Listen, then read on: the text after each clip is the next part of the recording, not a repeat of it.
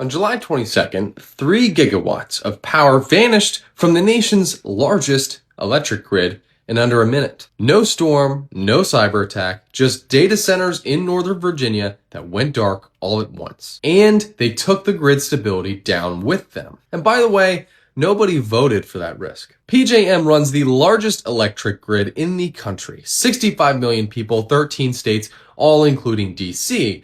And in one single county, Loudoun County, Virginia, there are over 200 data centers pulling more than 5.5 gigawatts, climbing by about a gigawatt a year. The densest concentration of AI infrastructure on the planet sitting on one regional grid. That concentration dropped over 3 gigawatts of load in an instant, about 3% of the entire grid's demand, and sent a voltage disturbance rippling from Virginia all the way to Chicago. This took PJM about 10 minutes to get it back under control, whereas weeks earlier, PJM issued its first ever emergency backup generator order during a heat wave. Virginia's already had a scare where 60 data centers dropped off the grid at once. Why is it that this keeps happening? Some good news is that the FERC, or the Federal Energy Commission, has already ordered PJM to write clearer rules for how data centers connect to the grid. But that order fixes the paperwork on how they plug in. It does nothing about how they're required to behave once something actually goes wrong.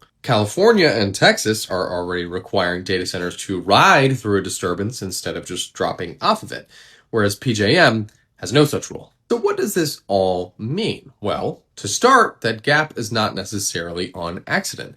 It's jurisdictional. States used to regulate this. Now, the Department of Energy and the FERC are pushing to take that authority federal, while Virginia's own regulators are still sitting on a backlog of 70 gigawatts in pending data center requests, more than 10 times what's already built. So who exactly is in charge of making sure the next outage doesn't cascade instead of just ripple?